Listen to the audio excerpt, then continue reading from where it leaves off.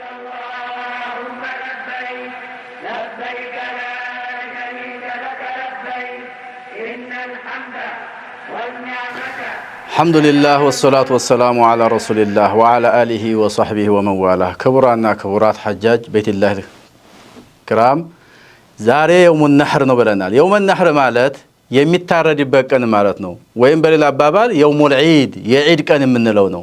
እንግዲህ ከአረፋ መተን ሙዘሊፋ አድረን አሁን ጧት ሱብሂ ሰግደን ቀደም ብሎ ሱብሂ የሚሰገደው ፈጅር እንደፈጀረ ወዳውኑ ጨለም እንዳለ መሻረል ሐራም ላይ ዱዓ አድርገን يوم العيد ጉዞ ልንቀጥል ነው። ጉዞአችን ወዴት ይመስላችኋል?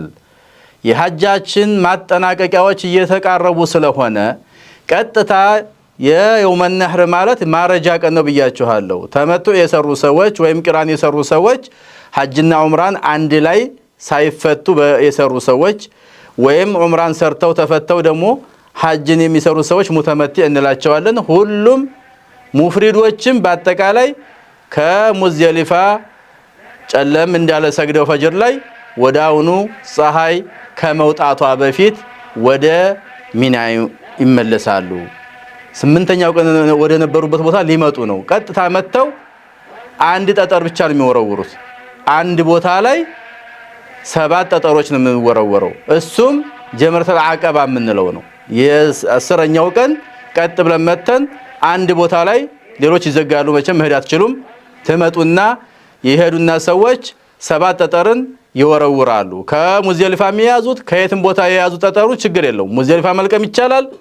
ሚና ላይ ማንሳት ይቻላል። የሚያገኙበት ቦታ ላይ 7 ጠጠር እያንዳንዱ ሰው ይይዝና ቀጥታ ሄዶ ጀመረተል አቀባን ጠጠር ይወረውሩና ተመልሰው ወደ ድንኳናቸው ወይም ወደ ሆቴላቸው የሚመጡበት ነው። ግን ጠጠሩን ከወረወሩ በኋላ የመጀመሪያው ስራችን የ10ኛው ቀን 7 ጠጠር መወረወር ብቻ ነው።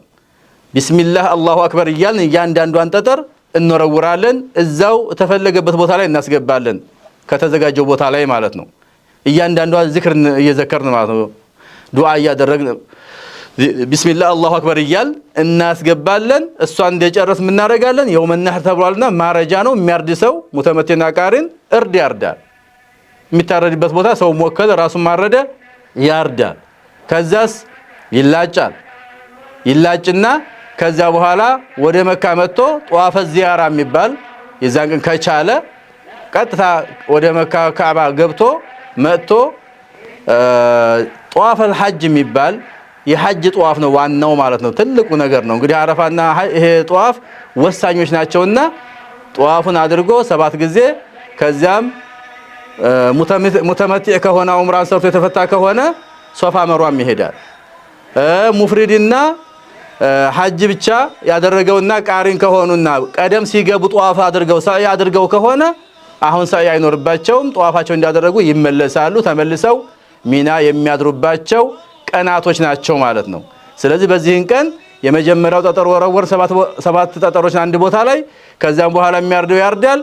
የሚላጨው ተላጭቶ ወደ ሐረም ሄዶ 7 ጧፍና ሰዓይ ያለበሰው ሰዓዩን አድርጎ ተመልሶ ወደ ሚና ይመጣል። ሚና ያድራል ማለት ነው። ኢንሻአላህ ተከታተሉ።